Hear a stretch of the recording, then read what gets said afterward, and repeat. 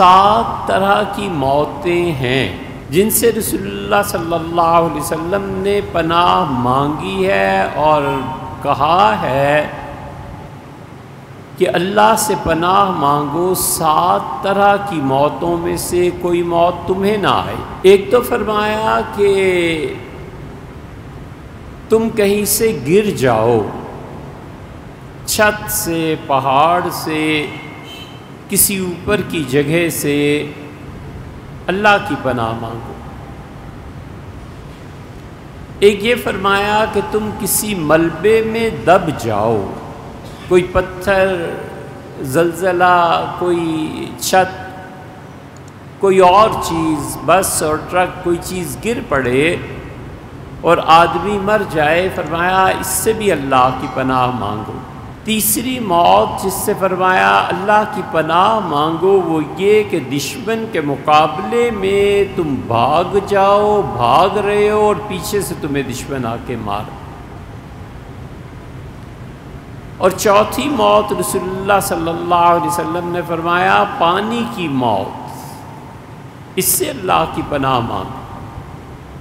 لیکن زندگی میں پانی کی موت اور میت کو نکالنے کا کوئی اگر وقت آ جائے، کیا پتہ ہوتا ہے تقدیر کا، تو جب وہ اٹھا لیا جائے، جب وہ جال میں یا غوطہ خور اس کی میت کو لے آئیں، تو پھر سب سے اچھی بات یہ ہے کہ جو اٹھانے والے ہیں، اس پانی سے نکالنے والے ہیں، وہ ایک مرتبہ یہ نیت کر لیں کہ اللہ اس کو غسل دیتے ہیں، بس یہ غسل ہو گیا۔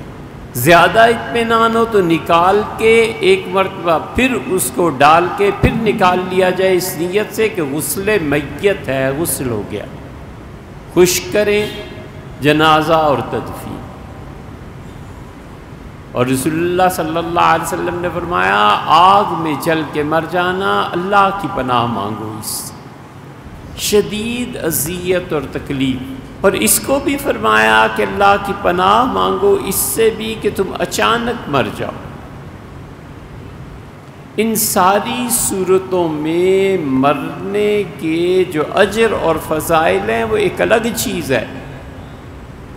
مثلا یہ فرمایا کہ جو آگ سے مر جائے یا پانی سے مر جائے وہ شہید ہے، جو پیٹ کی بیماری سے مر جائے وہ شہید ہے، خاتون جو بچے کی ولادت میں اس کا انتقال ہو جائے یا اسی بیماری کو بڑھ کے بچے کے بعد بھی بیچاری اس مشکل میں مبتلا رہے وہ بھی شہید ہے۔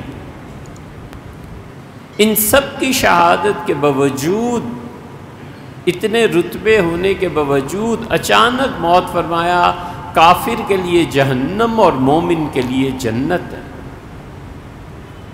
کیونکہ نزع کی تکلیف سے وہ بچ گیا۔ تو 7 طرح کی اموات سے پناہ مانگی ہے۔